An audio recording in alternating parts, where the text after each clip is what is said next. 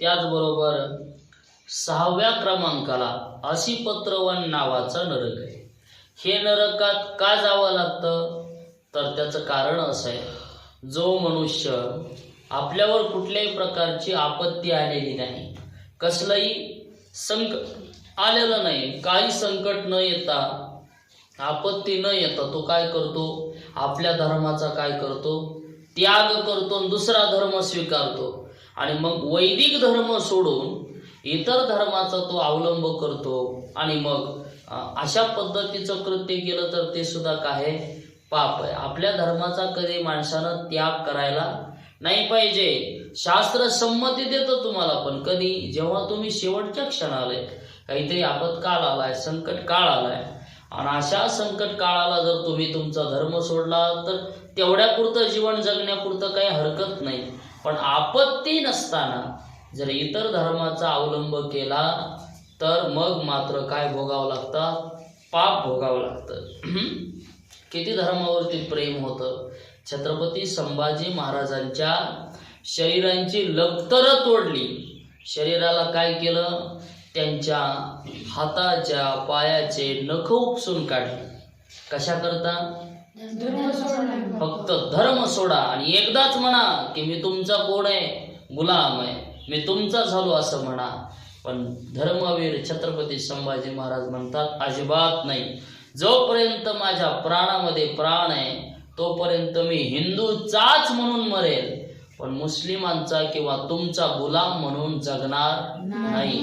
हिंदू धर्मातला म्हणून मी मरेपर्यंत असा हिंदू म्हणूनच राहील. एवढंच नाही तर छत्रपती संभाजी महाराजांचे डोळे जाणले.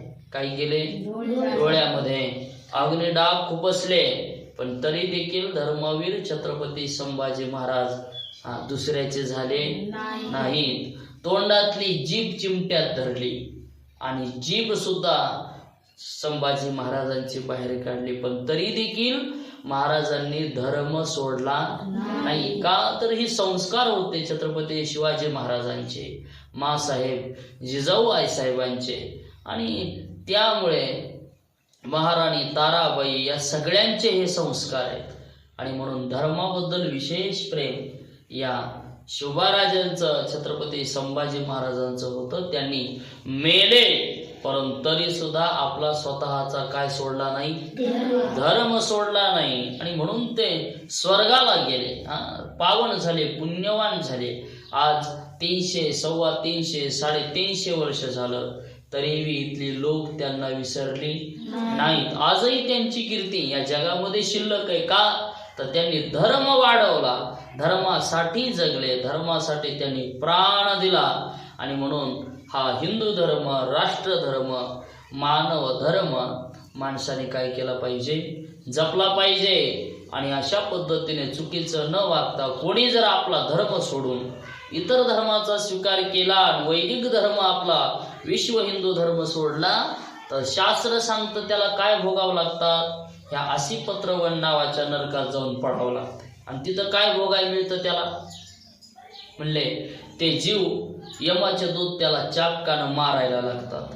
आणि मग मारता मारता यमाचे दूत चापकानं मारायला लागले की ते घाबरतय. काय होतंय, ते घाबरतय, आणि घाबरलं की पळायला लागतंय. आणि तिथं झाड आहेत, वन, आणि त्या वनाला पानं कशाचे, तलवारीचे, कोयत्याचे पान आहेत. वनातून पळताना ते पानं अंगाला लागतात, तलवारी लागतात.